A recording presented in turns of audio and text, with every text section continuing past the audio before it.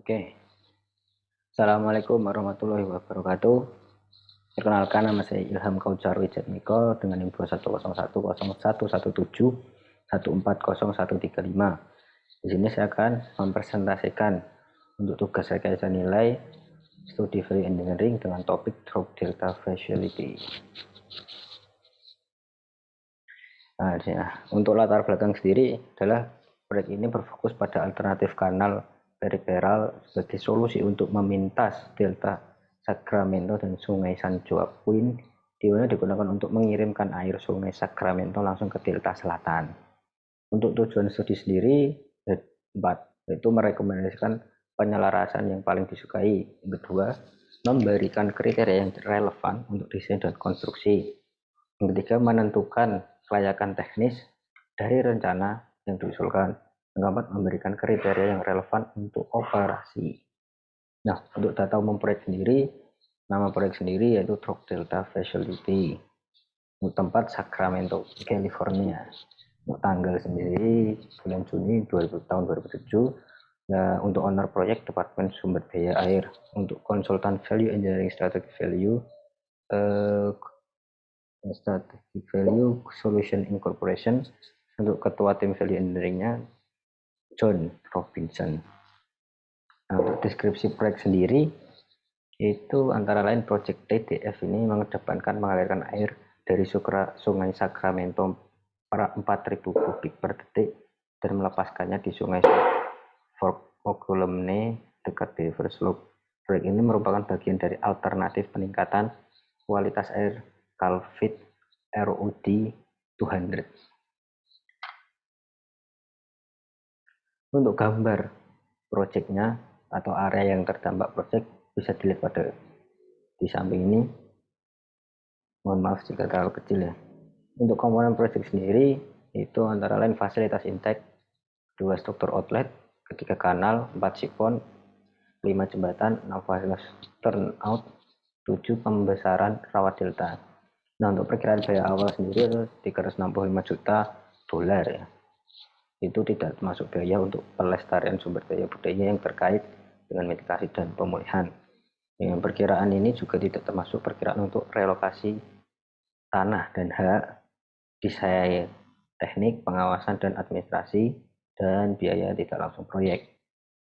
Nah, untuk ruang lingkup sendiri ini adalah fungsi dari ruang lingkup value engineering ini untuk memvalidasi konsep kanal baru, yaitu digunakan studi nilai yang dirumuskan oleh SAFE International Value Methodology atau VM dengan adalah istilah umum yang menggambarkan proses untuk melaksanakan struktur dan proses untuk melaksanakan workshop nilai. Proses yang sistematis ini digunakan untuk meningkatkan nilai proyek melalui analisis fungsi dan identifikasi target peluang untuk peningkatan nilai ya. Nah, untuk value study ini ada 3 tahap. Pertama pre-workshop, 2 workshop, 3 pasca workshop. Untuk pre-nya itu mengkaji dokumentasi yang terbaru dalam pembentukan proyek. Terus waktu workshopnya ada rencana proyek dianalisa, dan paskanya mempersiapkan laporannya.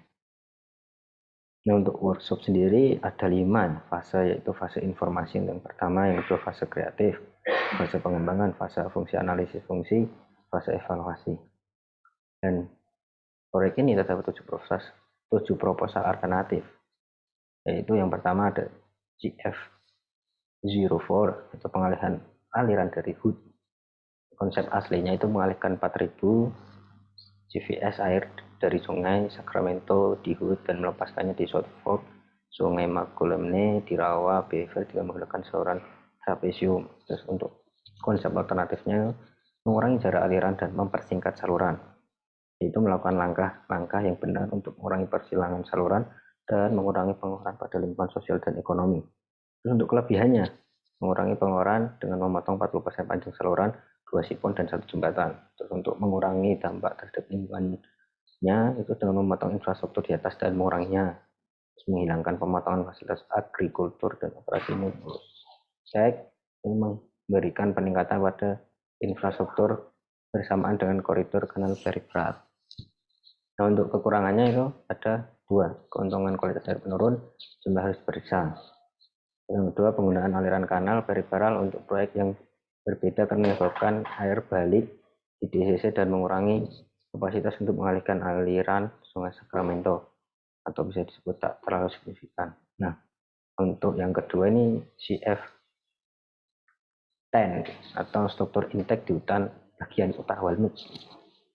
Kalau konsep AC-nya itu melibatkan 4000 sama ya, CFS dimasukkan di HUD dengan pengeluarannya di South Fork di Sungai McClellan dekat Raw River. Terus untuk konsep alternatif sendiri itu meliputi saringan ikan di sungai, sipon melalui tanggul, forebay, saringan sampah, pos pompa pintu air, beberapa pipa ke sungai Makulemne, dan struktur outlet. Untuk kelebihannya ada 4 poin, yaitu setiap alternatif mengurangi biaya pengeluaran. Yang kedua, mengurangi keharusan memotong jalan atau bisa melalui hutan dan lain-lain. Yang ketiga, konsep tidak menggunakan daerah HUD yang mana dibutuhkan di masa mendatang untuk kanal periferal. Yang keempat, mengalirkan 4000 CFS air di Sungai Sacramento dari HUD ke kota Lake.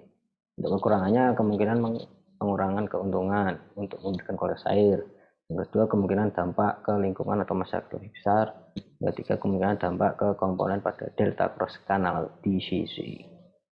Yang ketiga, CF15 itu adalah peralihan di rawa Virginia dan pemotongan saluran melalui Pulau Stanton ke South Fork. Untuk konsep asli sama ya, melibatkan 4000 CFS pemasukan di HUD dengan pengeluarannya di South Fork di Sungai McClellan dekat Raw River. Terus kalau konsep alternatifnya itu Virginia di hutan lembut membagi 4000 CFS air Sungai Sacramento untuk ditransfer ke South Fork Sungai McClellan di utara tempat pertemuan dengan Raw River. Untuk kelebihannya ada 5 ya.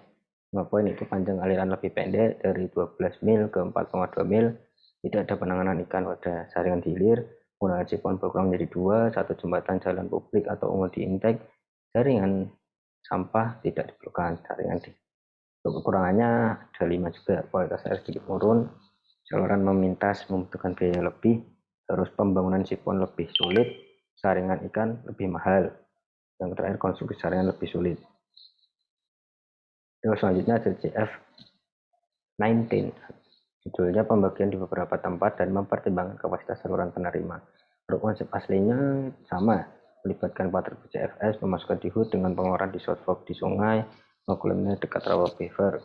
Alternatifnya sendiri ini mengadakan pembagian ke beberapa tempat yang mana bila dijumlah menjadi 4000. Kelebihannya itu ada 5, saluran lebih pendek dan kecil, mengurangi atau meniadakan pompa, operasi bangunan yang lebih fleksibel dan terjamin, lebih banyak pilihan tepat, pengalihan desain sesuai standar. Kekurangannya ada 3, yaitu margin biaya operational emergency lebih besar, kemungkinan pembesaran saluran yang telah ada, terus kemungkinan peningkatan kualitas air sedikit dengan alternatif DWR. Untuk selanjutnya CF38, yaitu meningkatkan kapasitas pengalihan data cross channel atau DCC dan penambahan saringan ikan. Konsep asli fasilitas DCC ini menghubungkan Sungai Sacramento dengan pusat dan selatan delta melalui rawa Snodgrass dan sistem Sungai McClellan. Alternatifnya tidak ada. Kalau kelebihan ada 5 poin.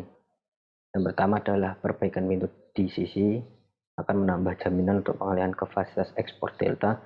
Yang kedua, menambah kapasitas pengalihan DCC akan menambah fleksibilitas ke operasi fasilitas dengan menambahkan 1, 2, atau 3 pintu pengalihan untuk mengontrol salinitas dan fasilitas ekspor. Yang ketiga, pengembangan dari alternatif tidak mengaruhi lalu lintas kapal dan juga tidak dibutuhkan mitigasi.